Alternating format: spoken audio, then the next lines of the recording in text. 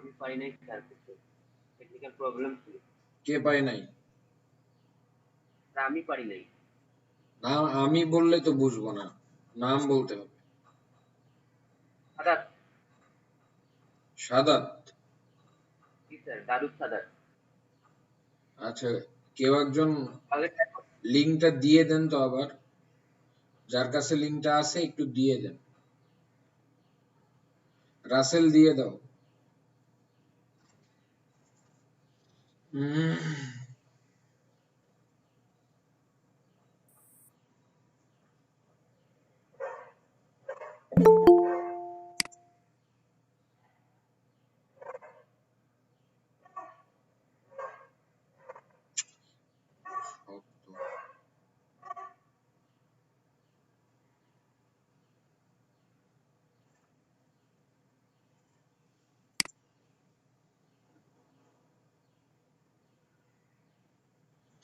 আচ্ছা, আমরা শুরু করি। আপনার হোয়াটসঅ্যাপ গ্রুপে লিংক দেওয়া আছে, কে ডাউনলোড দেননি সে ডাউনলোড দিতে পারে।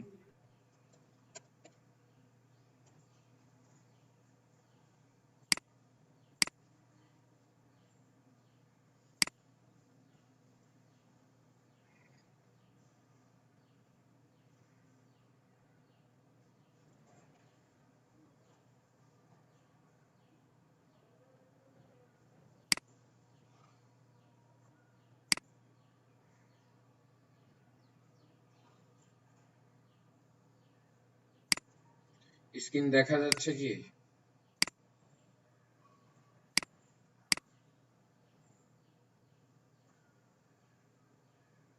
না স্যার, এখনো দেখা যাচ্ছে না। এখন যাচ্ছে স্যার।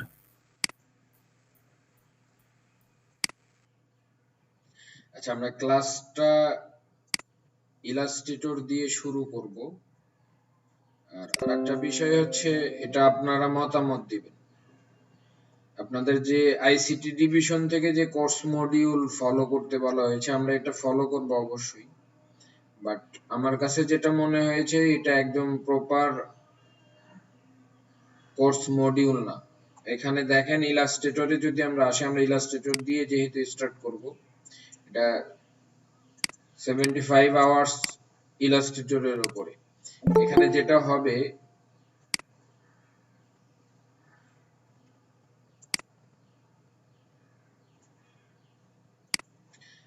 আপনাদের শুধু টুলস এর উপরে 2টা ক্লাস, দেন 3 নাম্বার ক্লাস থেকে প্রজেক্ট করতে হবে। সো আমার কাছে মনে হয়েছে যে এটা অ্যাপ্রোপ্রিয়েট না। এখন আপনারা যদি চান, তাহলে আমি আমার কোর্স মডিউল বা আমার জায়গা থেকে যেভাবে করা দরকার এটা ফলো করব। আর আপনারা যদি চান যে স্যার এটাই ফলো করে জাস্ট দেখান আমাদের, তাহলে আমি চাইলে এটাও দেখাইতে পারি। এটা ডিপেন্ড করবে আপনাদের উপরে।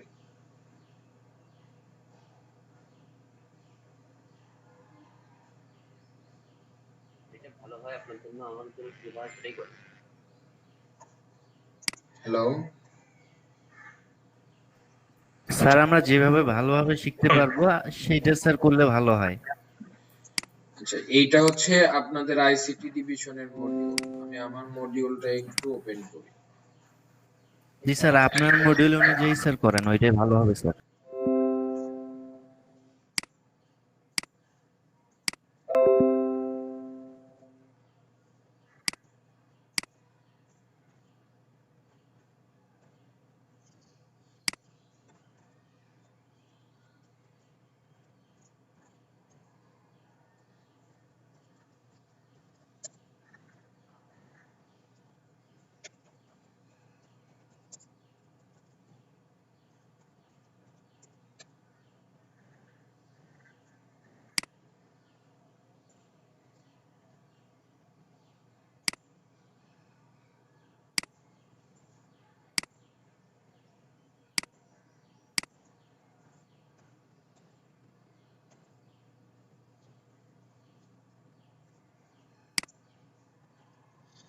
আচ্ছা, আজকে আমাদের ফার্স্ট ক্লাস ইলাস্ট্রেটরে। আমরা গত ক্লাসে সম্ভবত ফটোশপের কিছু বিষয় মনে হয় দেখেছিলাম। তবে আমার কাছে মনে হয়েছে যে ইলাস্ট্রেটর দিয়ে শুরু করলে আপনাদের বেশি বেনিফিট হবে, তো আমরা দ্রুত মার্কেটে ইন করতে পারবো। আচ্ছা, আমরা স্টার্ট করি। আমাদের ইলাস্ট্রেটর সফটওয়্যারটা সবাই নামাই নেবেন। ফার্স্ট অফ অল আমরা সফটওয়্যারটা ওপেন করতেছি, আর সাউন্ডটা কাইন্ডলি অফ রাখবেন, যেহেতু ভিডিওটা আপনারা পাবেন, সো এক্সট্রা কিছু নয়েজ আসলে ভিডিওটা আপনাদেরই শুনতে সমস্যা হবে। আর কোশ্চেন করার জন্য আমি সময় দিব আপনাদের।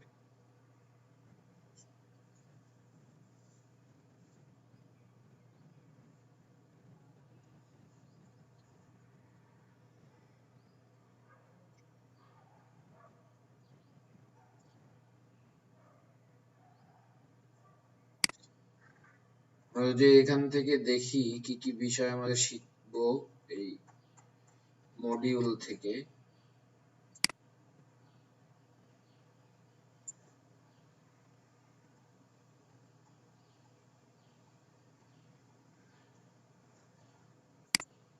এইটা না,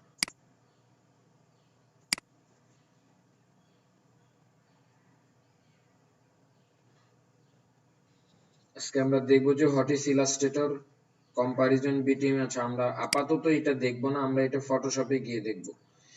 introduction to vector graphics, raster to vector, how to create a new document, এই বিষয়গুলো আজকে দেখবো। এটা হচ্ছে ইলাস্ট্রেটরের ইন্টারফেস। যদিও আমরা গত ক্লাসে ইন্টারফেস সম্পর্কে আলোচনা করেছিলাম, তারপরও আজকে এট এ গ্লান্সে একটু বিষয় দেখবো। আমরা এই যে উপরের যেগুলো এগুলোকে মেনু বার বলি, এটা আমরা জানি। এটা হচ্ছে একটা ডিফল্ট ইন্টারফেস, যেখানে আমরা সফটওয়্যারটা ওপেন করার পরে এই অপশনগুলো দেখতে পাই।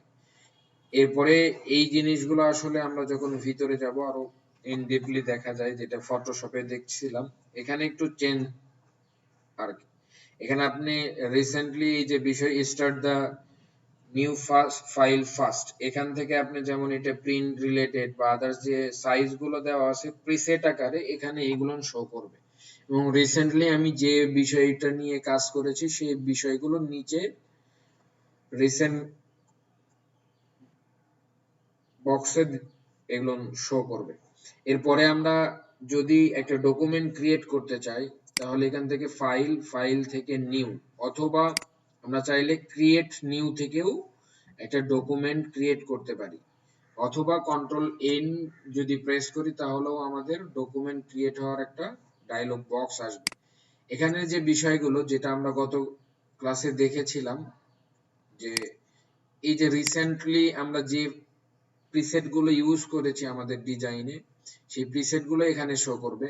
সেভড ফাইল, আমি যদি অ্যাডোবি স্টক থেকে বা অ্যাডোব কোম্পানির কোনো টেমপ্লেট সেভ করে রাখি বা ডাউনলোড করে রাখি, তাহলে এগুলো দেখাবে। আপনি যদি টেমপ্লেটে ক্লিক করেন তাহলে আপনাকে টেমপ্লেটে নিয়ে যাবে আসলে।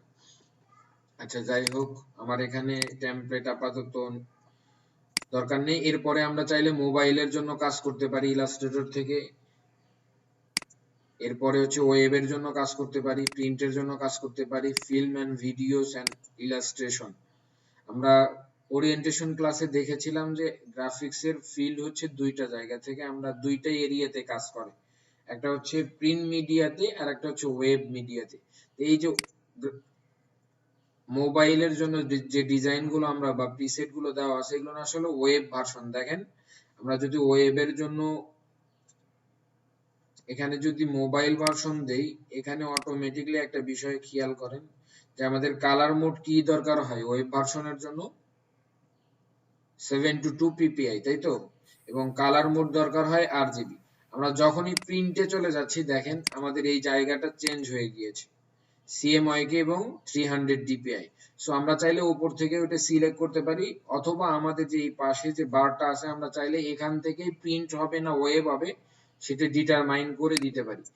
প্রিসেট ডিটেইলসে আমরা ডকুমেন্টটার নাম লিখব, আমরা দিলাম যে সেকেন্ড ক্লাস। এরপরে আমরা একটা পেপারসের জানি উইথ থাকে, আমরা উইথটা যদি দেখি, এটা হচ্ছে পেপারসের উইথটা বলতে আমরা যে স্ক্রিনটা দেখতেছি, স্ক্রিনের যে হরিজন্টাল সাইড এটাকে বলা হচ্ছে উইথ, এবং এটার যে ভার্টিক্যাল সাইড এটাকে বলা হচ্ছে হাইট।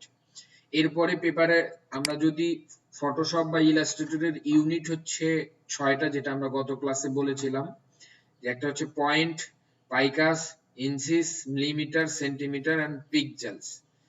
সাধারণত পিক্সেলটা ওয়েবের সাথে সম্পর্কযুক্ত, সাধারণত পিক্সেলটা ওয়েব ইউনিট হিসেবে ধরা হয়, এবং ইঞ্চিটা পুরো ওয়ার্ল্ডে হচ্ছে সবথেকে পপুলার একটা ইউনিট, যেটা মেজারমেন্টের ক্ষেত্রে সবথেকে বেশি ব্যবহার করা হয়। ইউএস এর সবথেকে বেশি এবং ইন্টারন্যাশনালি এটা ইউজ করা হয়। আর মিলিমিটারটা ইউরোপীয় ইউনিয়নে ওরা স্ট্যান্ডার্ড হিসেবে ধরে, তারা মিলিমিটারকে তাদের ইউনিট হিসেবে, প্রাইমারি ইউনিট হিসেবে ধরা হয়। আচ্ছা, এরপরে আমরা এখানে কি করতে পারি দেখেন, আমরা আমাদের নিজেদের মতো সাইজ দিতে পারি এখানে, অথবা আমরা চাইলে এখান থেকে লিখে এই যে কোনো একটা প্রিসেট সেট করে দিতে পারি। আমরা চাচ্ছি যে একটা পেপার সাইজ দিব, যেটা হচ্ছে A4 পেপার। A4 পেপারের মাপ হচ্ছে, লিখে নেন, 8.27 11.69। এটা হচ্ছে ইন্টারন্যাশনালি সবথেকে পপুলার প্রিন্ট ডিজাইন সাইজ আর কি, সবথেকে বেশি ইউজ হয় এই সাইজটা। এবং আরেকটা সাইজ, সেটাকে বলা হচ্ছে লেটার সাইজ। লেটার সাইজের মাপ হচ্ছে 8.50 ইঞ্চিস এবং 11 পয়েন্ট। আমরা চাইলেই এগুলোতে বিভিন্ন ইউনিটে দেখতে পারি। পাইকাতে যদি দেখতে চাই তাহলে 51 পিও, যেমন পাইকার শর্টকাট হচ্ছে পিও। আমরা যদি পয়েন্টে যাই তাহলে পিটি, পয়েন্টের শর্টকাট হচ্ছে পিটি। ইঞ্চির শর্টকাট হচ্ছে আইএন। এরপরে মিলিমিটারের হচ্ছে এমএম, সেন্টিমিটারের হচ্ছে সিএম, এরপরে হচ্ছে পিক্সেলের হচ্ছে পিএক্স। সো এই জায়গাগুলো একটু মুখস্থ রাখবেন, এটা অনেক সময় আপনার কাজের ক্ষেত্রে অনেক হেল্পফুল হবে। আচ্ছা, এরপরে যেটা আমরা চাইলেই যে কোনো একটা সাইজ নিয়ে এটাকে আমাদের ইচ্ছা মতো ইউনিটে দেখতে পারি। আমরা একটা পেজের ওরিয়েন্টেশনকে দুই ভাগে ওরিয়েন্ট করা হয়। পেজগুলোকে বা পেপারগুলোকে আমরা দুই ভাগে ভাগ করতে পারি। একটা হচ্ছে পোর্ট্রেট, এটা ওরিয়েন্টেশনের উপরে ডিপেন্ড করে, আর একটা হচ্ছে ল্যান্ডস্কেপ। আমরা পোর্ট্রেট পেপার কাকে বলবো? পোর্ট্রেট পেপার হচ্ছে যেটার হাইটটা উইথ থেকে বড় হবে, সেই পেপারটাকে আমরা বলি পোর্ট্রেট পেপার। আর যে পেপারটা দেখেন, আমরা যদি ওরিয়েন্টেশন চেঞ্জ করে দিই তাহলে উইথটা বড় হবে, হাইটটা ছোট হবে, তাহলে ওই পেপারটাকে আমরা ল্যান্ডস্কেপ বলি। তার মানে উইথের দিকে বড় হলে এটা ল্যান্ডস্কেপ পেপার হয়, হাইটের দিকে বড় হলে এটা ভার্টিক্যাল বা পোর্ট্রেট পেপার হয়। আচ্ছা, এরপরে আমরা চাইলে একাধিক আর্টবোর্ড নিতে পারবো, এটা আমরা পরে দেখাবো। ব্লিডের বিষয়টা আমরা প্রজেক্ট করানোর সময় দেখবো। অ্যাডভান্স অপশনে গিয়ে যেটা আমরা আগেই ডিটারমাইন করতে হবে, এটা আমরা প্রিন্টের জন্য করব না ওয়েবের জন্য করব। আমরা যদি প্রিন্টের জন্য করি তাহলে অবশ্যই কালার মোড CMYK কে হতে হবে, এবং রাস্টার ইফেক্ট বা রেজুলেশন অবশ্যই 300 dpi হতে হবে। দেন আমরা প্রিভিউ মোডটা অলওয়েজ ডিফল্ট রাখবো, আর বাকি যে যা তৈরি করেছি এই বিষয়টা রেখে জাস্ট ক্রিয়েট করব। এইটুকু বুঝতে পেরেছেন সবাই? হ্যাঁ স্যার, বুঝতে পেরেছি। আচ্ছা, জি স্যার। এরপরে আমরা যেটা দেখবো হচ্ছে ইন্টারফেস পরিচিতি। আমরা উপরের যে ফাইল, এডিট, অবজেক্ট, টাইপ, এগুলোকে বলা হচ্ছে মেনু বার। প্রত্যেকটা মেনুর আন্ডারে কিছু অপশন আছে, এবং নিচে যে বারটা আছে এটাকেও বলা হচ্ছে অপশন বার। লেফট পাশে যেটা আছে, সাউন্ড অফ রাখবেন, লেফট পাশে যেটা আছে সেটাকে বলা হচ্ছে টুল বার। আমরা টুল বারকে ওরিয়েন্ট করতে পারি দুইটা ওয়েতে।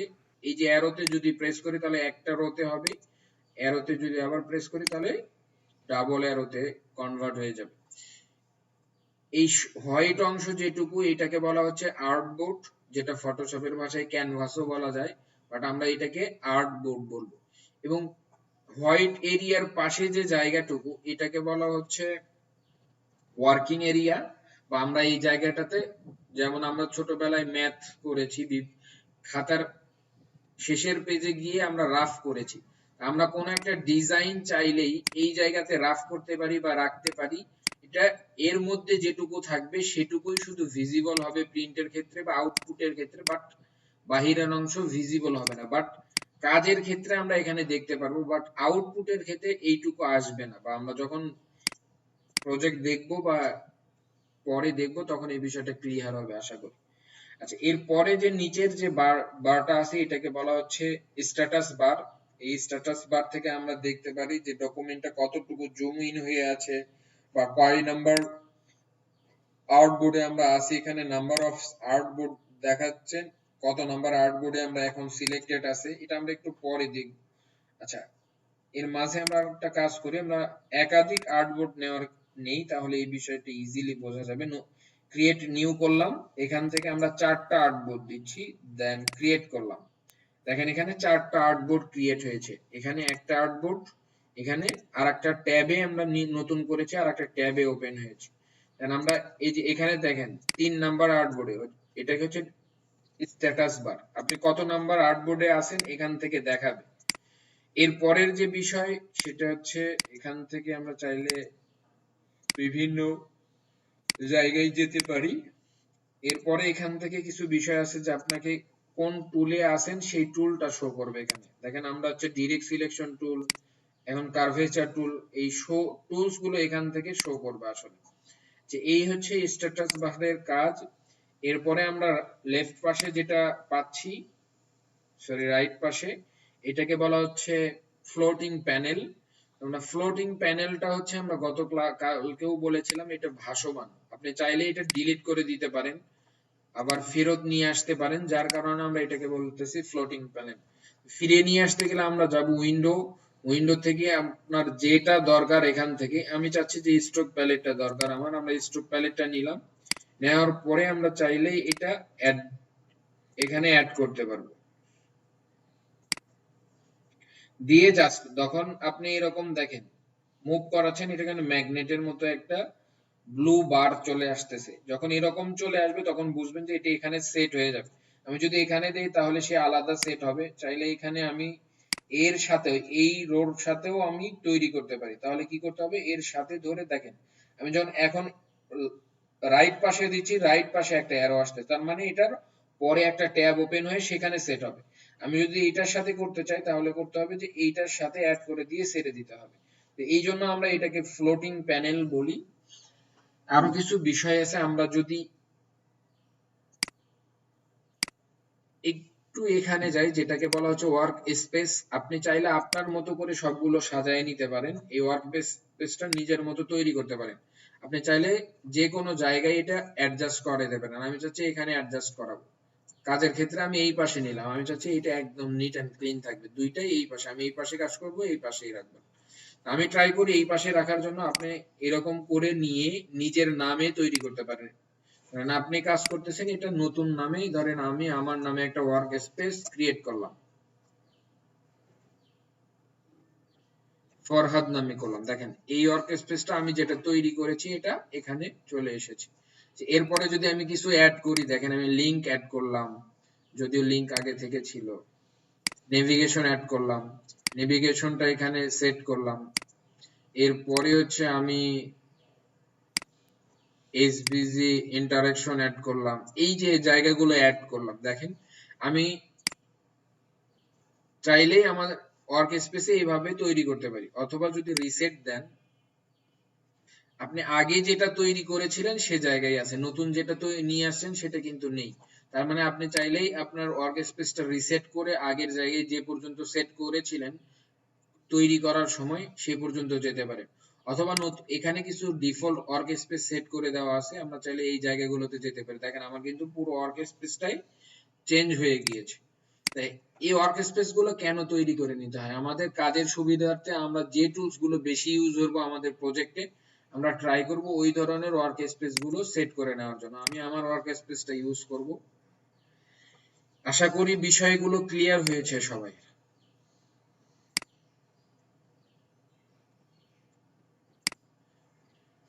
বুঝতে পেরেছেন কি সবাই? যে কেউ একজন রেসপন্স করবেন। হ্যাঁ হ্যাঁ স্যার, বুঝতে পেরেছি। একজন রেসপন্স করবেন, যার ব্যাকগ্রাউন্ড সাউন্ড ক্লিয়ার আছে তিনি রেসপন্স করেন, যে দুইজন করতেছেন এরাই করেন। আচ্ছা, এরপরে আমরা যদি একটু এই সব ওভারঅল বিষয়গুলো মনে হয় ক্লিয়ার। আমরা এখন যদি আমাদের মডিউলটাতে যাই, আচ্ছা আমরা হোয়াট ইজ ইলাস্ট্রেটর এই বিষয়টা অলরেডি ওরিয়েন্টেশন ক্লাসে জেনে আসছি। ইলাস্ট্রেটরটা হচ্ছে world based vector graphics software, যার মাধ্যমে ভেক্টর রিলেটেড কাজগুলো অনেক ভালোভাবে করা যায়।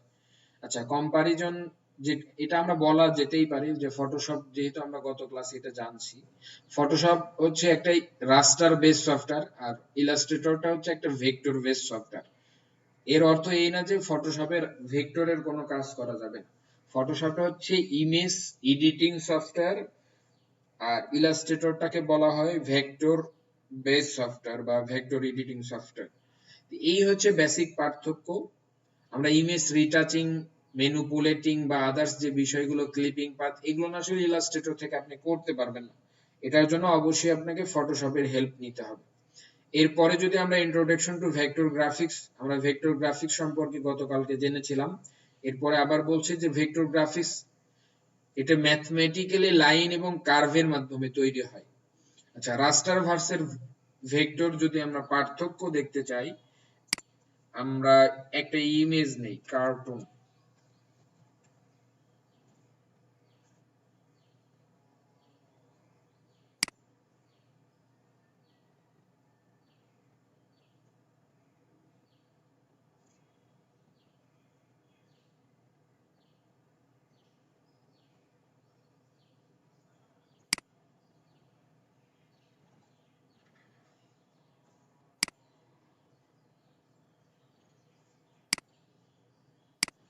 ইমেজটাকে নিলাম, আমরা জাস্ট একটা পার্থক্য দেখব। এখন এটা বোঝার দরকার নেই যে আমি কিভাবে করলাম এটা। আমরা পাশাপাশি দুইটা ইমেজ নেই, এই ইমেজটারই জাস্ট একটা কপি নিলাম।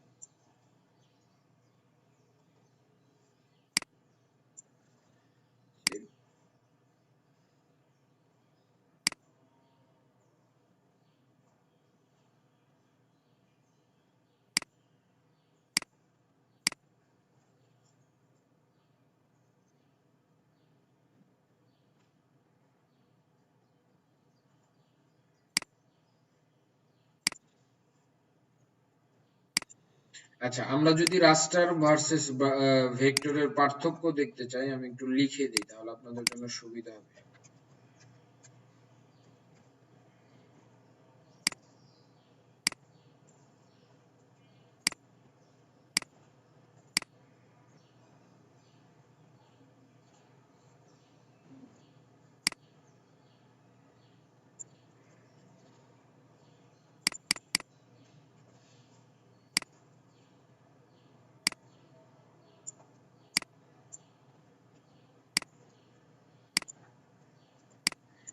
আচ্ছা, আমরা এটাকে বলা হচ্ছে রাস্টার বেস, যেটা পিক্সেল দিয়ে তৈরি হয়েছে। দেখেন, পিক্সেল আমরা মানে প্রত্যেকটা স্কয়ার বক্সের মতো অনেকগুলো স্কয়ার বক্সের কম্বিনেশনে একটা পিক্সেল, পুরো পিক্সেল দিয়ে একটা ইমেজ বা তৈরি হয় আমাদের এখানে। এইটাকে বলা হচ্ছে পিক্সেল। প্রত্যেকটাই দেখেন স্কয়ার বক্সের কম্বিনেশনে একটা কালার তৈরি হয়েছে, কমপ্লিট ইমেজে কনভার্ট হয়েছে। এগুলো কিন্তু প্রত্যেকটাই স্কয়ার বক্স। বাট আমরা যেটা বলেছিলাম যে ভেক্টর গ্রাফিক্স হচ্ছে ম্যাথমেটিক্যাল লাইন এবং কার্ভ দিয়ে তৈরি হয়। এটা কি কার্ভ দিয়ে তৈরি হয়েছে না? এটার মধ্যে কি ওই খাস কাটা বা স্কয়ার বক্স গুলো দেখা যাচ্ছে? বাট ইমেজটা কিন্তু দুইটাই সেম। এটাকে বলা হচ্ছে ভেক্টর আর এটাকে বলা হচ্ছে রাস্টার। আশা করি বুঝতে পেরেছেন। এরপরে how to create a new document, আমরা এটা অলরেডি দেখে আসছি। তিনটা প্রসেস আছে। একটা হচ্ছে আমরা সফটওয়্যার থেকে ক্রিয়েট ডকুমেন্ট দিয়েও করতে পারি, অথবা ফাইল থেকে ক্রিয়েট নিউ দিয়ে করতে পারি, যেটার শর্টকাট হচ্ছে কন্ট্রোল এন। আচ্ছা, নিউ টেমপ্লেটের যে বিষয়টা কি জিনিস, আমরা যদি ফাইলে যাই, ফাইল থেকে নিউ ফ্রম টেমপ্লেট, এখানে ডিফল্ট কিছু টেমপ্লেট সেট করে দেওয়াই আছে ব্ল্যাঙ্ক, এটা আপনাদের করতে হবে না, সবারটাতেই আছে। আমরা ধরলাম যে একটা বিজনেস কার্ডের ডিজাইন করব। বিজনেস কার্ডটা সিলেক্ট করে যদি নিউ ক্রিয়েট করে দেই, দেখেন আমাদের বিজনেস কার্ডের একটা ডকুমেন্ট যেটা প্রিসেট আকারে দেওয়া ছিল সেটা তৈরি হয়ে গিয়েছে। এখানে চারটা বিজনেস কার্ডের ফোল্ড করা বা এখানে ভার্টিক্যালি, এগুলো আমরা পরে দেখবো ইনশাআল্লাহ।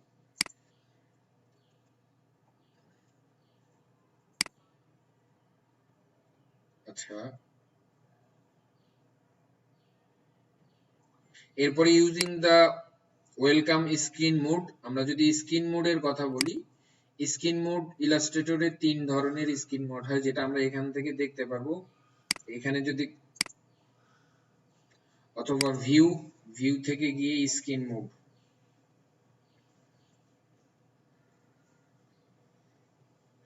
স্ক্রিন মোড 3টা স্ক্রিন মোড। এটা ফটোশপ ইলাস্ট্রেটর দুইটা সেম স্ক্রিন মোড 3টা। একটা হচ্ছে নরমাল স্ক্রিন মোড, এরপরে full screen mode with menu bar, এরপরে ফুল স্ক্রিন মোড। আমরা এখানে স্ট্যান্ডার্ড স্ক্রিন মোডে আছি। আমরা যদি এটা চেঞ্জ করতে চাই তাহলে ভিউ থেকে গিয়ে screen mode, full screen mode. এখন দেখেন ইন্টারফেসটা চেঞ্জ হয়েছে। এটা হচ্ছে ফুল স্ক্রিন মোড, বাট টুল বার গুলো থাকবে। এর পরের যে অপশনটা রয়েছে ফুল স্ক্রিন মোড যদি দেই, টুল গুলো থাকবে না, বাট আমাদের পুরো ডিজাইনটাকে স্ক্রিনে দেখাবে, টুলস গুলো হাইড হয়ে যাবে। এই টুলস গুলো আমরা চাইলেই দেখতে পারি। আমরা যদি টুলস এর উপরে ধরে রাখি কার্সরটা, তাহলে আমাদের এই টুলস গুলো শো হবে। দেন আবার যদি ভিতরে চলে আসে, ওইটা ফ্লিপ করে ভিতরে ঢুকে যাবে। এই হচ্ছে বিষয়। এটা আমরা শর্টকাট দিয়েও করতে পারি। আপনি কিবোর্ড থেকে যদি এফ বাটন প্রেস করেন তাহলে এখন নরমাল মোডে আছে, এখন হচ্ছে full screen mode with toolbar option মোডে আছে, এবং এটা হচ্ছে ফুল স্ক্রিন মোডে আছে। আমরা এখান থেকে আরেকটা বিষয় দেখতে পারি, দেখেন চেঞ্জিং দ্য স্ক্রিন মোড, এটা শর্টকাট। এখানে কয়েকটা স্ক্রিন মোড আছে দেখেন, যেটা আমরা করলাম এই 3টা ভাবেই করতে পারি। Full screen mode, full screen mode with toolbar এবং ফুল স্ক্রিন মোড। আর একটা বিষয় আছে প্রেজেন্টেশন মোড। প্রেজেন্টেশন মোড মানে হচ্ছে এইটা একদম পুরো স্ক্রিনে বা ওয়েলকাম স্ক্রিনের মধ্যে এটা শো করবে যতটুকু আছে আর কি। এটা হচ্ছে প্রেজেন্টেশন মোড। আমরা এই কয়েকটা ওয়েতেই আমাদের স্ক্রিন মোড গুলো দেখতে পারবো। আচ্ছা, এরপরে হচ্ছে ইন্ট্রোডাকশন দ্য ইলাস্ট্রেটর ইন্টারফেস। আছে এগুলো আমরা যদিও বলে ফেলেছি এর আগেই। বেসিক সেটিংস, ওয়ার্কস্পেসটাও দেখেছি। Object shape creation using basic shape. আমরা এখন দেখব যে কিভাবে আমরা শেপ ক্রিয়েট করতে পারি ইলাস্ট্রেটরের মাধ্যমে। শেপ টুলের ক্ষেত্রে আমরা যেখানে যাব এটাকে বলা হচ্ছে শেপ টুল। আমরা শেপ টুলের এই যে অ্যারো চিহ্নটা আছে, এই ধরনের চিহ্ন যেখানেই দেখব, এটা দিয়ে বুঝতে হবে যে এর মধ্যে আরো কিছু টুলস লুকায়িত আছে। আমরা এটার উপরে যদি ক্লিক করে ধরে রাখি তাহলে আমাদের বাকি টুলস গুলো ওপেন হবে। ধরেন আমরা ইলিপটিক্যাল কতগুলো টুলস আছে আমরা শেপ টুলের মধ্যে, একটা হচ্ছে রেক্টেঙ্গেল টুল, আর একটা হচ্ছে রাউন্ড রেক্টেঙ্গেল টুল, ইলিপটিক্যাল মার্কিউ টুল, পলিগনাল টুল, এরপরে হচ্ছে স্টার টুল এবং ফ্লাওয়ার টুল। আচ্ছা, আমরা যদি প্রথমে যাই, আমরা চাচ্ছি যে ইলিপটিক্যাল টুল নেব, তাহলে কি হচ্ছে দেখেন এইটা কিন্তু হাইড হয়ে যাচ্ছে। আমরা চাইলে এটা ফিক্সড করে রাখতে পারি। সেই ক্ষেত্রে আমরা এখানে ক্লিক করে দেখেন এই যে একটা অ্যারো চিহ্ন দেওয়া আছে, আমরা এই অ্যারো তো যদি ক্লিক করি তাহলে এটা ফিক্সড হবে এবং আমরা চাইলে যে কোনো জায়গায় রেখে দিতে পারবো। আমরা প্রথমে দেখব যে কিভাবে রেক্টেঙ্গেল টুল দিয়ে কাজ করতে হয়। রেক্টেঙ্গেল টুল এর শর্টকাট হচ্ছে এম। আপনি যে কোনো টুলে থাকা অবস্থায় যদি এম বাটন প্রেস করেন তাহলে রেক্টেঙ্গেল টুলে যাবেন। আচ্ছা, আমরা রেক্টেঙ্গেল টুল নিলাম, রেক্টেঙ্গেল দিয়ে নরমালি ড্রাগ করলাম। আমাদের ড্রাগ করলে এটা কাস্টমলি আমরা যেদিকে চাই সেদিকেই একটা শেপ কালার সহ ক্রিয়েট হয়ে যাচ্ছে, এখানে যে কালারটা থাকবে। আচ্ছা, আমরা হচ্ছে এই দিকে চাইলে এই দিকে চাইলে, তার মানে এটা আমরা কাস্টমলি ইউটিলাইজ করতে পারি। আমি চাচ্ছি একদম ফিক্স রেশিও মেইনটেইন করে হবে, হাইট উইথ সেম থাকবে। তাহলে কি করতে হবে, শিফট হোল্ড করতে হবে। দেখেন আমাদের এটা হাইট উইথ সেম না, হাইট বড় উইথ ছোট। আমরা যদি প্রপোর্শনালি ঠিক করতে চাই হাইট উইথ, তাহলে শিফট হোল্ড করে ধরবেন, তাহলে দেখেন এটা প্রপোর্শনালি ছোট বড়, মানে অবজেক্টটা প্রপোর্শনালি একই ভাবে হচ্ছে। এইটুকু ক্লিয়ার কি সবার? জি স্যার স্যার। একটা কোশ্চেন ছিল। হ্যাঁ বলেন। স্যার আপনি যে একটা কার্টুন থেকে ভেক্টর এবং রাস্টার দুটো ডিফারেন্স করে দেখালেন, এটা কিভাবে? আমি তো বলেছি ওইটার কোশ্চেন করা যাবে না এখন, ওটার সময় আসলে ঠিকই দেখাবো। ওকে। আমি তো প্রথমে ওইটা আপনাদের বোঝানোর জন্য করলাম, এখন তো আপনারা ওইটাতে নাই। আপনাদের যে টুলস দেখাচ্ছে এইটার মধ্যে প্রবলেম থাকলে কোশ্চেন করবেন। ঠিক আছে। আচ্ছা, তার মানে আমরা কাস্টমলি এইভাবে তৈরি করতে পারি, অথবা প্রপোর্শনালি করতে চাইলে শিফট ধরবো। এটা হচ্ছে একটা বিষয়। আচ্ছা, আর একটা ভাবে আমরা একটা শেপ ক্রিয়েট করতে পারি, সেটা হচ্ছে আমরা শেপ টুলে থাকা অবস্থায় যদি ক্লিক করি, লেফট মাউস ক্লিক করি, তাহলে আমাদের এরকম একটা ডায়লগ বক্স আসবে। ডায়লগ বক্স থেকে আমরা চাইলে আমাদের একটা এক্সপেক্টেড ডাইমেনশন দিয়েও আমরা একটা শেপ ক্রিয়েট করতে পারি। আমরা দিলাম 5 উইথ এবং হাইট হবে 3 ইঞ্চি, দেন ক্রিয়েট করলাম। তাহলে আমরা কয়েকটা ওয়ে দেখলাম। একটা শেপ ক্রিয়েট করার ক্ষেত্রে আমরা নরমালি ড্র্যাগ করে করতে পারি। দ্বিতীয় বিষয় দেখলাম যে আমরা ধরে শিফট হোল্ড করে করতে পারি। তৃতীয় নাম্বার যে বিষয়, সেটা হচ্ছে আমরা ক্লিক করে একটা ডাইমেনশন দিয়েও আমরা একটা শেপ ক্রিয়েট করতে পারি। আচ্ছা,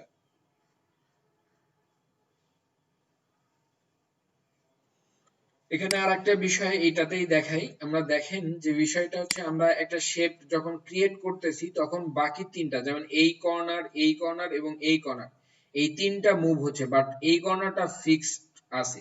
আমরা চাইলে একটা অবজেক্টকে সেন্টার থেকে তৈরি করতে পারি। সেই ক্ষেত্রে আপনাকে কি করতে হবে, আপনি সেন্টার থেকে যদি তৈরি করতে চান তাহলে ওয়ালটার হোল্ড করে তৈরি করতে হবে, বাট এটা কাস্টমলি তৈরি হচ্ছে। তাহলে আমরা কি করতে পারি, এটা একদম ফিক্স রেশিও রাখতে গেলে শিফট ধরতে পারি। তাহলে আমরা যদি ফিক্স রেশিও এবং সেন্টার থেকে একটা অবজেক্টকে তৈরি করতে চাই, তাহলে আমাদের ওয়ালটার শিফট হোল্ড করে একটা অবজেক্ট ক্রিয়েট করতে হবে। দেখেন, আমি আবার বলতেছি, আমরা যদি নরমালি এটা তৈরি করলে যে কোনো একটা, যেমন টপ থেকে এই অবজেক্টটা শুরু হয়েছে, বাকি তিনটা মুভ হচ্ছে, এটা ফিক্সড। আমরা চাচ্ছি যে সেন্টার পয়েন্টটা ফিক্সড থাকবে, আমরা চারটা পয়েন্টে একই ভাবে বড় করতে চাচ্ছি।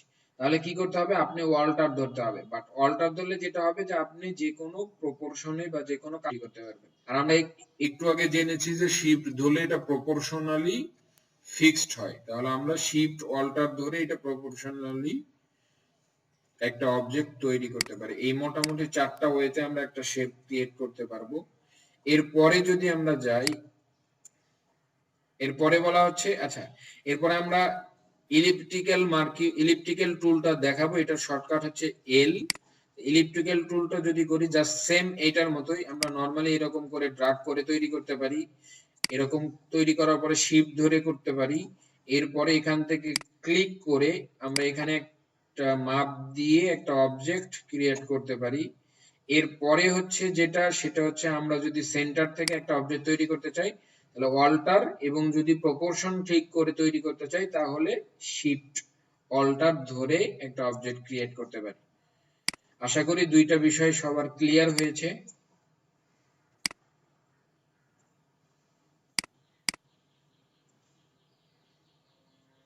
এর পরের টুলটা, আমরা যেহেতু এই দুইটা টুলের মিল আছে, এই তিনটা, যার কারণে আমি দুইটা একসাথে করাইছি, এই দুইটা পরে করাচ্ছি। এরপরে হচ্ছে রাউন্ড রেক্টেঙ্গেল টুল, যার রেক্টেঙ্গেল টুলটাই রাউন্ড তৈরি করা যায়। রাউন্ড রেক্টেঙ্গেল টুল আমরা নরমালি এভাবে তৈরি করতে পারি। আগের মতো সবগুলো অপশন একই, শিফট ধরলে প্রপোর্শনালি তৈরি হবে। আমরা যদি সেন্টার থেকে তৈরি করতে চাই, শিফট অল্টার ধরে করতে হবে। আবার যদি এখান থেকে তৈরি করতে চাই, তাহলে দেখেন আগের থেকে একটা অপশন বেশি এসেছে। সেটা হচ্ছে উইডথ ছিল আগে, হাইট ছিল আগে, বাট এখানে একটা কর্নার রেডিয়াস। কর্নার রেডিয়াস বলতে যেটা বোঝানো হচ্ছে, এই যে কর্নারটা কার্ভ হয়েছে, এই কর্নারটা কতটুকু কার্ভ হবে এটা ডিফাইন করবে এখান থেকে আপনি যে মাপটা দিচ্ছেন। তাহলে আমি এখানে দিলাম যে 0.1 ইঞ্চি কার্ভ হবে। দেখেন তাহলে এটার থেকে অনেক বেশি কার্ভ হয়ে গেছে। আচ্ছা, এই হচ্ছে বিষয়। আমরা রেক্টেঙ্গেল টুল, আরেকটা শর্ট ওয়ে আছে যেটা তৈরি করার। আমরা নরমালি ক্লিক করব, ক্লিক করে এরকম ড্র্যাগ করে তৈরি হওয়ার আগে আমরা চাইলে রেডিয়াসটা কিবোর্ড থেকে হ্যান্ডেল করতে পারবো। আমরা যদি আপ অ্যারো প্রেস করি কিবোর্ড থেকে, তাহলে রেডিয়াসটা বাড়তে থাকবে। ডাউন অ্যারো প্রেস করলে এটা রেডিয়াসটা কমতে কমতে একদম রেক্টেঙ্গেলে চলে যাবে। এই হচ্ছে বিষয়। তবে এটা করার আগে আপনাকে যেটা করতে হবে, শেপটা ক্রিয়েট করার আগে ড্র্যাগ করে ধরে রেখে করতে হবে, আদারওয়াইজ হবে না। কিন্তু বিষয় হচ্ছে যে আমরা যে কোনো একটা রেক্টেঙ্গেলকে রাউন্ড করতে পারি একটা টুলস। আপনি যখন এরকম রেক্টেঙ্গেল টুলে ছিলেন এটা তখন শো করতেছে না, বাট আপনি যখনই এই যে সিলেকশন টুলে গেলাম, দেখেন সিলেকশন টুলে গেলাম, এটাতে ক্লিক করলাম, কর্নার তৈরি হয়েছে কিছু।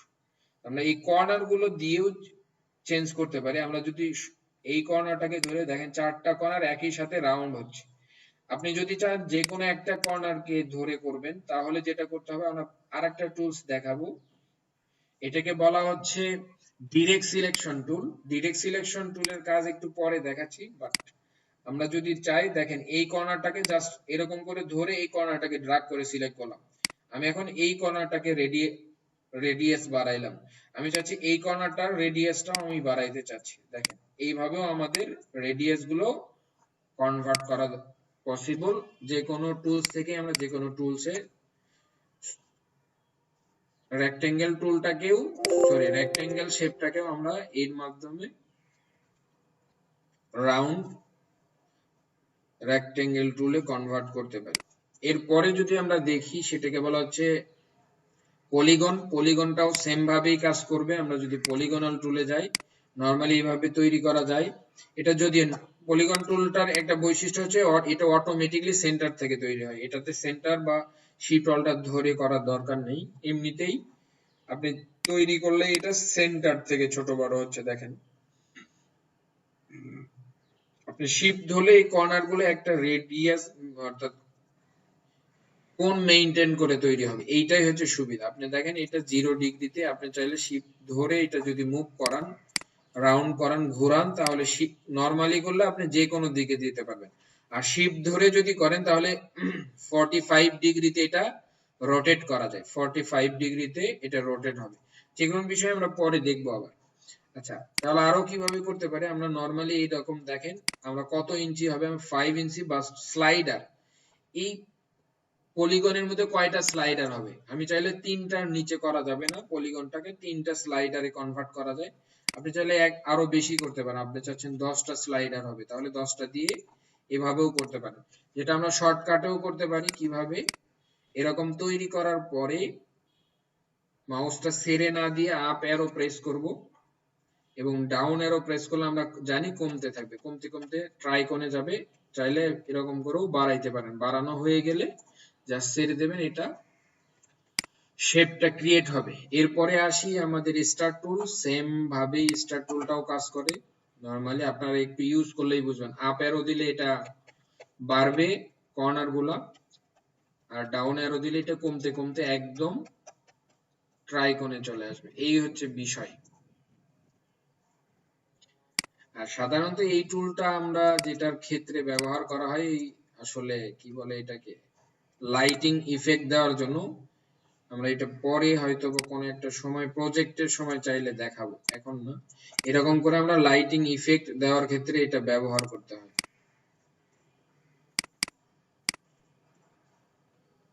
এই হচ্ছে বিষয়, ফ্লেচার লাইট এবং শ্যাডোর বিষয়টা নিয়ে কাজ করে।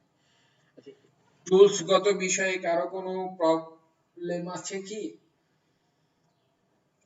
বোঝেন নাই? না দুটো দেখালেন বুঝছি স্যার। আচ্ছা, আমরা এইটুকু শেষ করেছি শেপ টুলের বিষয়। এরপরে সিলেকশনটা দেখব, সিলেকশন কি কি সিলেকশন আছে, কালারের বেসিকটা দেখব, ফিল এবং স্ট্রোকটা দেখব। এরপরে আমরা যেটা যাই, সিলেকশনের মধ্যে আমরা কয়েকটা সিলেকশন টুল আছে। সেটা হচ্ছে প্রথম হচ্ছে নরমাল সিলেকশন। সিলেকশন টুলের কাজ হচ্ছে কোন একটা অবজেক্টকে সিলেক্ট, সিলেকশন টুলের শর্টকাট হচ্ছে ভি। আপনি যে কোনো টুলে থাকা অবস্থায়, আমি এখানে আছি, আমি যদি কিবোর্ড থেকে ভি প্রেস করি তাহলে সিলেকশন টুলে যাব। সিলেকশন টুলের কাজ হচ্ছে একটা অবজেক্ট বা এলিমেন্টকে মুভ করানো। এটা ফটোশপে গিয়ে মুভ টুল হবে, আর ইলাস্ট্রেটরের নাম হচ্ছে সিলেকশন টুল। দুইটার সেম কাজ। আমরা সিলেকশন টুলের মাধ্যমে বা মুভ টুলের মাধ্যমে একটা অবজেক্টকে সিলেক্ট করে মুভ করাইতে পারি। এরপরে যেটা আসছে সেটাকে বলা হচ্ছে ডিরেক্ট সিলেকশন টুল। আচ্ছা, ডিরেক্ট সিলেকশন টুলটার কাজ কি, আমরা দেখেন একটা অবজেক্ট যখন তৈরি হয় তখন এই যে কিছু পয়েন্টার থাকে, তাই না? এই যে এইটা একটা পয়েন্ট, এইটা একটা পয়েন্টার, এটা একটা পয়েন্টার, এই যে একটা পয়েন্টার, এখানে কয়েকটা পয়েন্টার আছে বলেন? কয়টা পয়েন্ট এখন দেখেন, এই অবজেক্টে কয়টা পয়েন্ট? 4টা না? এগুলো কিন্তু না, এটা হচ্ছে সেন্টার মেজারমেন্ট করা, এই জন্য এটা কিন্তু পয়েন্টার না। এখন দেখেন এই অবজেক্টটাতে কয়টা পয়েন্টার আছে? 4টা। এই পয়েন্টার গুলোকে দেখেন নাম বলা হয় অ্যাঙ্কর পয়েন্ট। এই পয়েন্টার গুলোকে কি বলা হয়? Anchor point. অর্থাৎ আমরা যে কোনো একটা অ্যাঙ্কর অবজেক্ট পয়েন্ট। বা অবজেক্ট তৈরি করতে গেলে যে বিষয়ের হেল্প লাগবে, যেটার জয়েনিং পয়েন্ট থাকবে, সেটাকে বলা হচ্ছে অ্যাঙ্কর পয়েন্ট। তাই ডিরেক্ট সিলেকশন শব্দের অর্থ হচ্ছে ডিরেক্টলি কোনো একটা অ্যাঙ্কর পয়েন্টকে সে সিলেক্ট করতে পারবে। বাট মুভ টুল যেটা করতে পারে না, মুভ টুল পুরো অবজেক্টটাকে সিলেক্ট করতে পারে, বাট ডিরেক্ট সিলেকশন টুল যেটা পারে সেটা হচ্ছে ডিরেক্টলি সে যে কোনো একটা অ্যাঙ্কর পয়েন্টকে ধরতে পারে। আমি এই অ্যাঙ্কর পয়েন্টকে ধরলাম, আমি এই অ্যাঙ্কর পয়েন্টকে ধরলাম, এরকম করে ড্রাগ করে এই অ্যাঙ্কর পয়েন্টটাকে ধরলাম, এইটা ধরলাম। এই যে ডিরেক্টলি একটা পয়েন্টারকে সে ধরতে পারে, এই হচ্ছে ডিরেক্ট সিলেকশনের মেইন ফিচার্স। আশা করি বুঝতে পেরেছেন শেপটা ছিল কেমন, আমরা তৈরি করলাম কেমন। আমরা একটা দেখেন, এইটার হচ্ছে অ্যাঙ্কর পয়েন্ট কয়টা বলেন? 4টা, তাই না? এই অ্যাঙ্কর পয়েন্টটাকে ধরলাম আমরা, জি স্যার। এই অ্যাঙ্কর পয়েন্টটাকে ধরে এইদিকে নিয়ে আসলাম।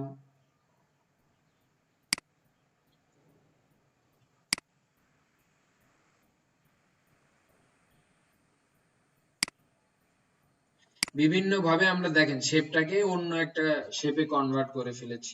ডিরেক্ট সিলেকশন টুলের কাজই হচ্ছে ডিরেক্টলি কোন একটা অবজেক্টকে সিলেক্ট করতে পারা।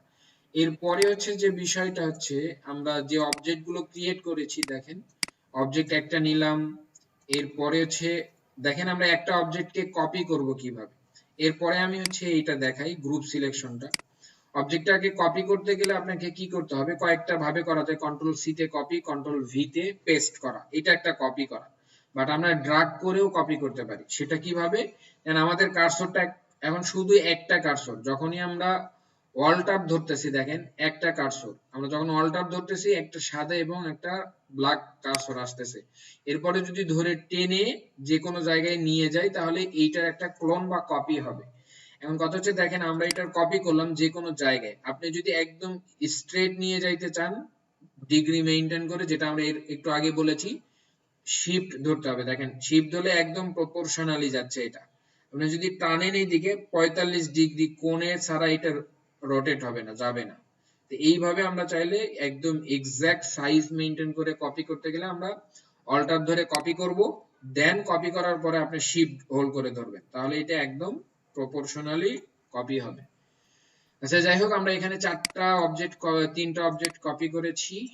এরপরে এটার আরেকটা কপি নিলাম এবং এটা সবগুলোকে আমরা রাউন্ড বানায় ফেললাম। আচ্ছা এইটা একটা গ্রুপ বানাবো, তাহলে আমরা গ্রুপ বানাবো কিভাবে? অবজেক্ট গুলো সিলেক্ট করব সবগুলো, এরপরে হচ্ছে অবজেক্ট থেকে গ্রুপ, এটা একটা গ্রুপ হয়েছে। এইটাকে যদি গ্রুপ করতে চাই, শর্টকাটে কন্ট্রোল জি ফর গ্রুপ, এটা হচ্ছে গ্রুপ করা। এরপরে আমরা আনগ্রুপ দেখব। যদি কোনো একটা গ্রুপকে আনগ্রুপ করতে চাই, আমরা সবগুলোকে গ্রুপ করে আরেকটা গ্রুপ করে ফেলি। এখানে ডাবল গ্রুপিং করা, এটা একটা গ্রুপ, এটা একটা গ্রুপ। আমি চাচ্ছি আনগ্রুপ করতে, তাহলে এখান থেকে এসে দেখেন আনগ্রুপ করে ফেললাম। এটা যে যার মতো গ্রুপ রয়েছে। এখন আমরা এখান থেকে দেখব ডিরেক্ট গ্রুপ সিলেকশন টুলের কাজ কি। দেখেন গ্রুপ ওয়াই গ্রুপের মধ্যে সে ইন্ডিভিজুয়াল অবজেক্টকে সিলেক্ট করতে পারে, যেটা আমরা যদি এখানে যাই, আমাদের কিন্তু সিলেকশন এটা এখনো গ্রুপ রয়েছে, বাট আমরা গ্রুপের মধ্যে যদি ইন্ডিভিজুয়ালি কোনো অবজেক্টকে স্পেসিফিক ভাবে সিলেক্ট করতে চাই, তাহলে আমাদের ডিরেক্ট গ্রুপ সিলেকশন টুল দিয়ে করতে হবে। গ্রুপ সিলেকশন টুল দিয়ে যদি করি, দেখেন আমরা এইটা ধরলাম, যেটা ইচ্ছে ধরবেন, বাট এটা কিন্তু গ্রুপ থেকেই যাবে, চেঞ্জ হবে না। এই হচ্ছে বিষয়। আশা করি বুঝতে পেরেছেন গ্রুপ সিলেকশনের বিষয়টা। আমরা ডিলিট করলাম এটা। এরপরে দেখি কি কি বিষয় আছে। আচ্ছা সিলেকশনের আরো কয়েকটা ওয়ে আছে, আমরা এটা দেখব। এরপরে যাই আমরা, এখানে কিছু সিলেকশন টুলস আছে। আমরা যদি এখানে যাই, এটাকে বলা হচ্ছে ম্যাজিক অন টুল, যেটার শর্টকাট হচ্ছে ওয়াই, আর এটাকে বলা হচ্ছে ল্যাসো টুল, যেটার শর্টকাট বলা হচ্ছে কিউ। আচ্ছা আমাদের মেবি এটা এক্সট্রা একটা টপিকস, আমরা সম্ভবত এই টপিকস গুলো পরের ক্লাসে আলোচনা করব। এই যে সিলেকশন ডিটেইলসে যে আমরা বেসিক যেটুকু দেখেছি ওইটা দিয়ে আজকে এই পর্যন্তই কাজ চলবে আর কি, মানে নেক্সট ক্লাসে যে বাকিগুলো দেখাবো। আচ্ছা, এরপরে যেটা সেটা হচ্ছে আমাদের সিলেকশন বেসিক দেখলাম ভি দিয়ে। কালার বেসিক, আমরা কালারটা অ্যাপ্লাই করব কিভাবে। আমরা যদি কোনো একটা অবজেক্ট ক্রিয়েট করি তাহলে একটা অবজেক্টের আসলে দুইটা কালার, দুইটা পার্ট থাকে কালারের। একটা হচ্ছে ফিল কালার আর একটাকে বলা হচ্ছে স্ট্রোক কালার। আমরা এই কালারটাকে চেঞ্জ করব কিভাবে, এখানে ডাবল ক্লিক করতে হবে। ডাবল ক্লিক করলে আমাদের একটা কালার পিকার প্যালেট চলে আসবে। এখান থেকে এই যে বারটা, এটা হচ্ছে প্রত্যেকটা ইন্ডিভিজুয়াল কালার, যেটার নাম বলা হয় হিউ। ইন্ডিভিজুয়াল প্রত্যেকটা কালারকে হিউ বলা হয় আর কি। তো আমার এই কালার পিকার অপশনটা এখান থেকে কালারের বারটা, দেন আপনি চাইলে এখান থেকে কালার পিক করতে পারবেন যে কোনো জায়গা থেকে। আপনি হোয়াইটের দিকে চাচ্ছেন কিনা, একদম পিওর রেড চাচ্ছেন কিনা, একটু ব্ল্যাকিশ চাচ্ছেন কিনা, আপনি এখানে একটা কালার সেট করলেন। এটা বেশি ব্ল্যাক চাইলে নিচ দিকে নিয়ে আসতে হবে, আর বেশি হোয়াইটের দিকে চাইলে এটা হোয়াইটের। আমরা বেসিক কালারটা বুঝি, আমরা এটাকে যদিও নাম আছে, এটাকে বলা হয় স্যাচুরেটেড করা, এদিকে বলা হয় ডার্ক বা ডিস্যাচুরেট করা। এগুলো বিভিন্ন বিষয় নিয়ে আমরা ইন ফিউচারে ইন ডেপথলি জানবো। এটা কালারের যে বিষয়গুলো মাথায় রাখা হয়, দেখেন আমরা একটা কালারকে সিএমওয়াইকে মোডেও দেখতে পারি, আর একটা হচ্ছে আরজিবি কালার মোডেও দেখতে পারি। আর এটাকে বলা হচ্ছে হেক্স কোড। হেক্স কোড কেন ইউজ করা হয়, ওয়েবে যারা কালার ইউজ করে তাদের কোড ইউজ করতে হয়, তাদের জন্য আসলে এই কোডটা দেওয়া। এরপরে আমরা যেটা বলেছি যে এই যে হিউ, হিউ হচ্ছে এই বিষয়টা, দেখেন আমরা এটা মুভ করাইলে এই হিউটা মুভ হচ্ছে। স্যাচুরেশন মিন্স আমরা যখন এটা এই দিকে যাচ্ছে, দেখেন ডিস্যাচুরেট হচ্ছে, এটা মুভ হচ্ছে।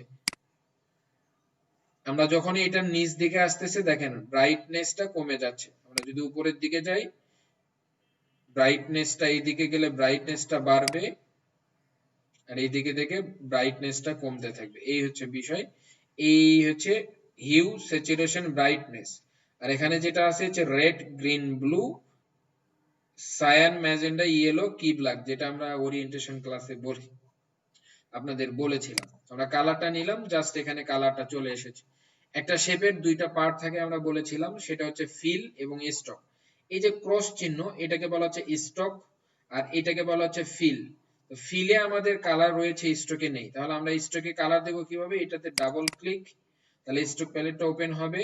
দেন আমরা এখানে একটা কালার দিয়ে দিলাম, এই যে স্ট্রোক দিয়ে একটা কালার, দেখেন কালারটা অ্যাসাইন হয়েছে, বাট স্ট্রোকটা ছোট আকারে আসছে। তো আমরা স্ট্রোকটা বড় করতে গেলে দেখেন উপরেও সেমটা আছে, চাইলে এখান থেকেও কালার দিতে পারবেন, স্ট্রোকে এখান থেকেও কালার চেঞ্জ করতে পারবেন। আমরা যদি স্ট্রোকটা বাড়াই, আপ অ্যারো দিলে এটা একটু একটু করে বাড়বে, ডাউন অ্যারো দিলে একটু একটু করে কমবে। আপনি যদি নিজে লিখে দিতে চান, সিলেক্ট করবেন, দেন লিখে দিবেন, দেন এন্টার। অথবা এখানে ডাউন যে অ্যারোটা, এখান থেকে কিছু প্রিসেট দেওয়া আছে, আপনি চাইলে সেটাও ইউজ করতে পারেন। এই হচ্ছে আমাদের স্ট্রোক প্যালেট এবং কালার প্যালেটের মধ্যে যে বিষয়। ফিল এবং স্ট্রোকটা আমরা বুঝলাম এবং কালার অ্যাপ্লিকেশনটাও দেখাইছি। আচ্ছা, অবজেক্ট অ্যারেঞ্জমেন্টের বিষয়, আমরা একটা অবজেক্টকে কিভাবে অ্যারেঞ্জ করতে পারি। আমরা এখানে একাধিক অবজেক্ট ক্রিয়েট করি, আমরা অলরেডি আপনাদের কপি করা দেখাইছি, আরো কিছু কপি আমরা একটু পরে দেখাবো। আমি এখানে একটা অবজেক্ট ক্রিয়েট করলাম, আর একটা অবজেক্ট ক্রিয়েট করলাম রাউন্ড, এটা একটু বাড়াই রাউন্ডটা। আর একটা অবজেক্ট ক্রিয়েট করলাম ইলিপস, আর একটা অবজেক্ট ক্রিয়েট করলাম পলিগন, আর একটা হচ্ছে স্টার। আমরা মোটামুটি সবগুলো অবজেক্ট নিলাম, এখান থেকে কালার গুলো চেঞ্জ করে নিই। আচ্ছা, আপনি যে কোনো টুলসে থাকা অবস্থায়, আমি আরেকটা শর্টকাট বলি আপনাদের, আপনি মুভ টুলে যাওয়া দরকার এখন, তাই না? এখানে বারবার যাওয়াটা বিরক্তিকর। আপনি যে কোনো, ধরেন আপনি শেপ টুলে রয়েছেন, শেপ টুলে থাকা অবস্থায় যদি কন্ট্রোল চেপে ধরে রাখেন, তাহলে আপনার মুভ টুলে যাবে। মুভ টুলে গেলাম, এটা সিলেক্ট করলাম, দেখেন মুভ টুলে দিয়ে আমরা সিলেক্ট করছি, দেন যদি ছেড়ে যাই আবার কিন্তু শেপ টুলেই রয়েছি। এই জন্য আমরা এই শর্টকাটটা ইউজ করে আমাদের কাজটা করতে পারি। মুভ টুল দিয়ে এটা সিলেক্ট করলাম, এরপরে এখান থেকে এটা ক্রিয়েট করে দিলাম, এটা দিয়ে আবার মুভ টুল দিয়ে সিলেক্ট করলাম, আমরা আরেকটা কালার দিলাম। এখানে একাধিক কালারের কিছু অবজেক্ট ক্রিয়েট হয়েছে। আমরা এই অবজেক্টগুলো এখানে নিলাম, একটা একটার উপরে রাখলাম, অ্যারেঞ্জমেন্ট বলতে আমি যেটা বুঝাচ্ছি, ধরেন এই যে নিচের যে অবজেক্টটা,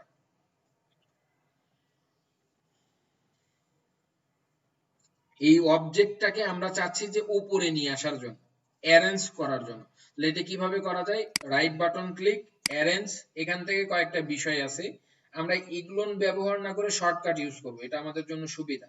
ব্রিং টু ফরওয়ার্ড, আচ্ছা এই bring to front, bring to front মানে হচ্ছে একদমই সে এট এ টাইমে সে ফার্স্টে চলে আসবে।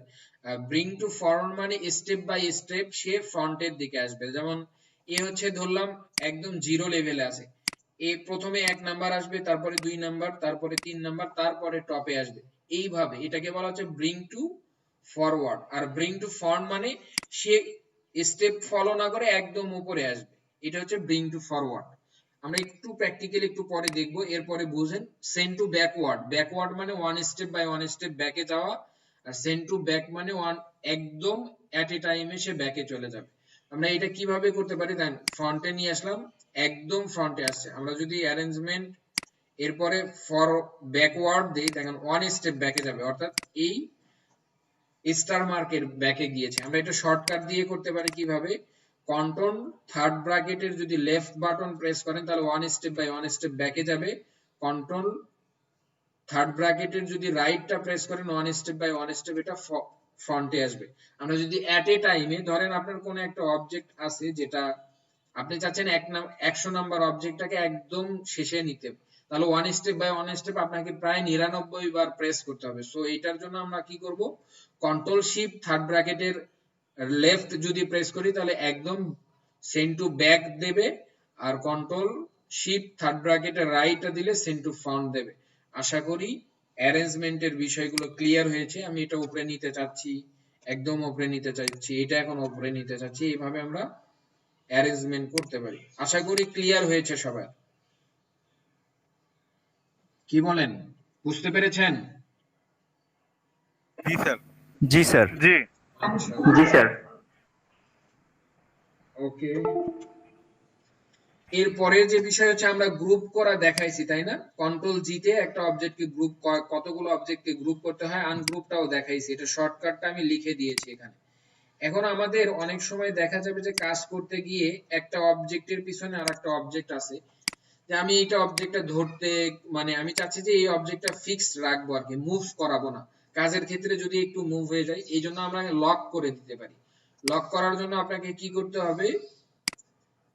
যে অবজেক্টটাকে লক করবেন সেই অবজেক্টটাকে ধরে অবজেক্ট এখান থেকে দেখেন লক করা যায়, সিলেকশন কন্ট্রোল 2। কোন একটা অবজেক্টকে যদি লক করতে চাই, কন্ট্রোল 2 মিন্স লক। দেখেন এই অবজেক্টটা কিন্তু আর ধরতেছে না, আমরা সবগুলো সিলেক্ট করি বাট ওই দুইটা সিলেক্ট হবে না, তার কারণ আমাদের এই দুইটা অবজেক্ট লকড হয়ে গেছে। কন্ট্রোল 2 তে লক করা হয়, কন্ট্রোল অল্টার 2 তে আনলক করা হয়। দেখেন এই দুইটা অবজেক্ট এখন আনলক হয়েছে। মানে আপনি যদি কোনো একটা অবজেক্টকে লক করতে চান, আমি চাচ্ছি সবগুলো অবজেক্টকে লক করব, তাহলে সবগুলো অবজেক্টকে এইভাবে সিলেক্ট দেন কন্ট্রোল 2, তাহলে আমাদের এই সবগুলো অবজেক্টই লকড হয়ে গেছে।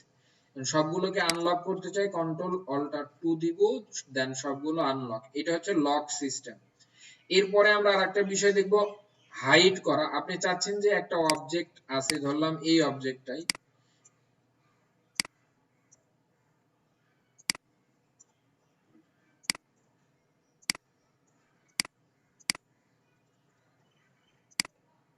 আমি এই অবজেক্টটা ক্রিয়েট করেছি,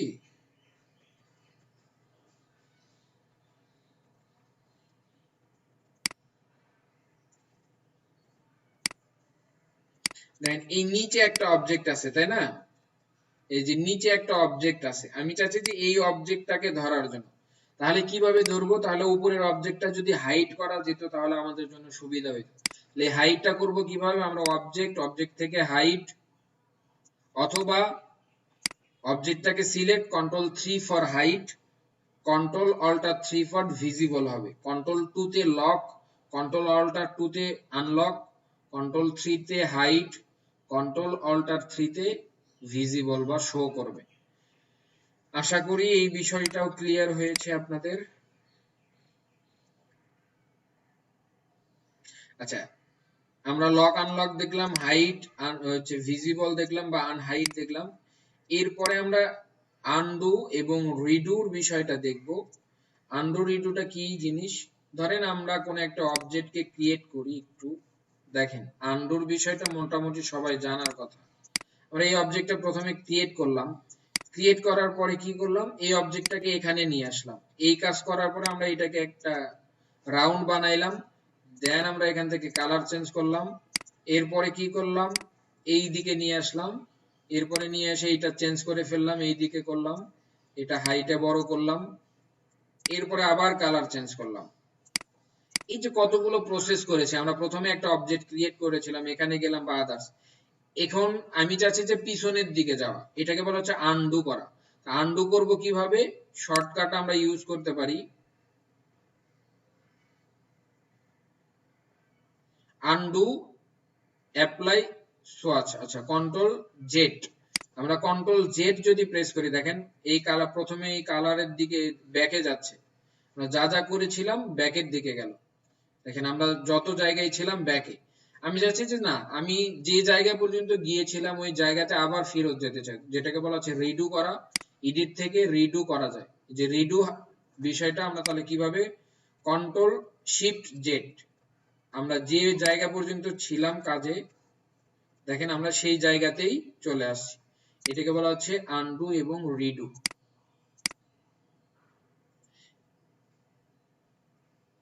এরপরে আমরা যেটা দেখব সেটা হচ্ছে saving document as image format. আমরা একটা ডকুমেন্টকে বা ইমেজ কোনো কিছু তৈরি করার পরে এটাকে সেভ করব। আপনাদের যে যে কাজগুলো দেখাইছি এখানে প্র্যাকটিস করবেন সবাই। আমরা এইটা তৈরি করেছি, এখন এই ইমেজটাকে সেভ করব। আচ্ছা আমি আপনাদের আরেকটা বিষয় দেখাইছিলাম যে ওয়ার্কিং এরিয়াতে রাখলে কিছু এর মধ্যে শো হবে কিনা। আমি তো এখানে আছি, আমরা যদি সেভে যাই, সেভ থেকে যাব সেভ ফর, যে দেখেন সেভ অ্যাজ, অথবা এক্সপোর্টে যাবেন, এক্সপোর্ট থেকে সেভ ফর ওয়েবে যাবেন। আমাদের কিন্তু তিনটা অবজেক্ট ছিল, বাট দুইটা অবজেক্ট শো করতেছে। তার মানে আপনি হচ্ছে আউটসাইড অবজেক্টে, অর্থাৎ এই ক্যানভাসের বাইরে যা আছে এটা শো করবে না। আপনি এখানে জাস্ট রাফ করতে পারেন, বাট এটা শো করবে না। নতুন আর একটা ইন্টারেস্টিং বিষয় দেখেন, এটা শুধু যদিও মানে কি বলে এটাকে, ইলিপসের ক্ষেত্রে হবে, আমরা চাইলে এটা ভাগ করতে পারি। দেখেন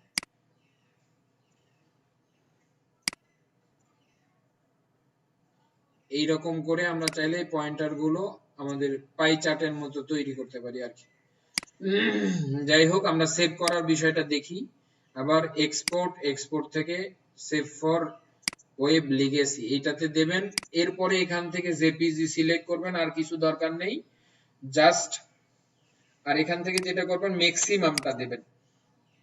জাস্ট যে কাজগুলো করেছেন এই কাজগুলো আপনার ড্রাইভে সেভ করবেন। সেভ করার পরে আমাকে হোমওয়ার্ক হিসেবে দেবেন। আমরা ক্লাস 2 তে যাই, ক্লাস 2 তে আমি সেভ করলাম, আপনি আপনার হোমওয়ার্কটা আমাকে সাবমিট করে দিবেন। আশা করি বিষয়গুলো ক্লিয়ার। কারো যদি কোনো বিষয়ে সমস্যা থাকে আমাকে বলেন, আমি আবার রিপিট করব, এরপরে আপনাদের প্র্যাকটিস সেশনটা শুরু হবে। স্যার আপনাকে কিভাবে সাবমিট করব সেটা একটু দেখাই দিলে ভালো আমি হতো। সাবমিটের বিষয়টা বলতেছি, আমি একটা গ্রুপ দিব, ওই গ্রুপে সাবমিট করবেন।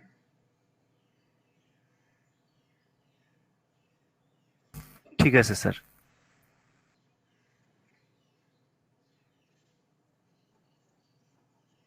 আচ্ছা, টপিকস নিয়ে কারো কোনো কোশ্চেন নাই?